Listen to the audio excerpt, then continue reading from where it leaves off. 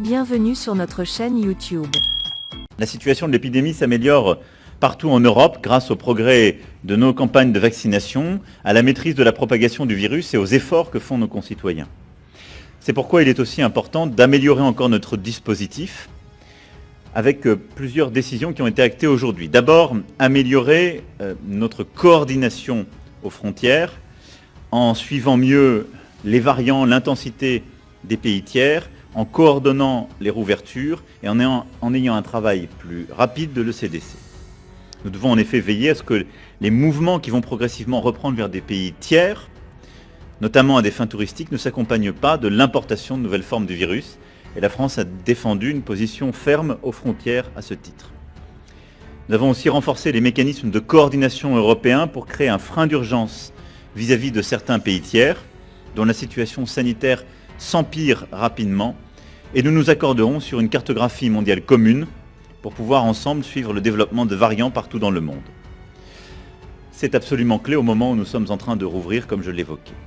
Le deuxième point qui a été évoqué à ce titre de la coordination, c'est le certificat vert européen qui permettra à chacun de fournir, dans tous les États membres, une preuve de sa vaccination, d'un dépistage récent ou d'un rétablissement de la maladie. Je veux saluer sur ce sujet en particulier les efforts faits par la présidence portugaise et l'aboutissement des discussions avec le Parlement qui nous a permis d'avancer très concrètement sur un sujet de vie quotidienne pour notre continent et une clé de la réussite de cette réouverture estivale. Nous avons évidemment enfin parlé des vaccins, puisque nous savons que nous ne reviendrons pas à une situation normale tant que nous n'aurons pas vacciné le maximum de notre population pour atteindre l'immunité collective et surtout que nous n'aurons pas aidé à faire vacciner le reste du monde. À ce titre, vous le savez, nous avons une politique d'achat et de précommande, compris pour les semestres à venir, qui a été à nouveau discutée, validée, mais aussi une politique de solidarité, dont je veux ici rappeler les termes. D'abord, et nous l'avons défendu, permettre l'export de nos produits de santé, vaccins comme substance essentielle. L'Europe y est attachée, elle le mène depuis le début, mais elle invite tous les pays à respecter cette règle.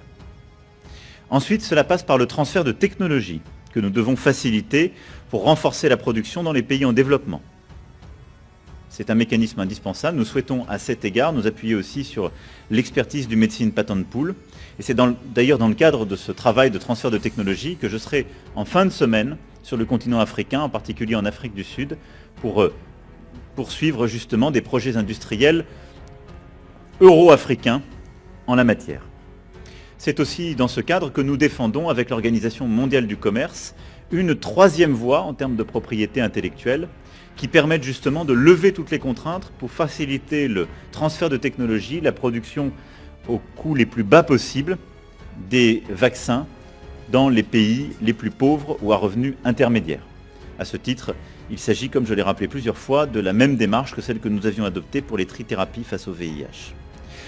Enfin, il nous faut aussi, et à très court terme, avoir une politique de solidarité directe par le don de doses, parce que tout ce que je viens d'évoquer prendra du temps, même si on le décide maintenant. Pour construire des capacités de production de vaccins, il faut plusieurs mois lorsqu'on a d'ores et déjà une capacité sur des technologies maîtrisées, parfois 18 mois pour des technologies qu'on ne maîtrise pas encore.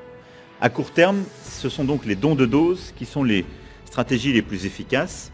Sur ce point, je me félicite de notre engagement collectif dans le cadre de l'initiative ACTA pour utiliser le véhicule dit COVAX et livrer le maximum de doses aux pays, là aussi, les plus pauvres et en demande.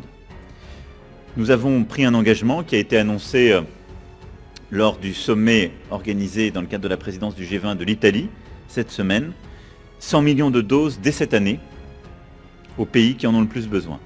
La France s'est engagée à livrer, dans le cadre de cette initiative, à elle seule, 30 millions de doses d'ici à la fin de l'année. Et comme vous le savez, nous avons d'ores et déjà commencé ces livraisons. Je me réjouis à ce titre que d'autres aient pu rejoindre à cette occasion notre initiative et cette volonté d'aller de l'avant.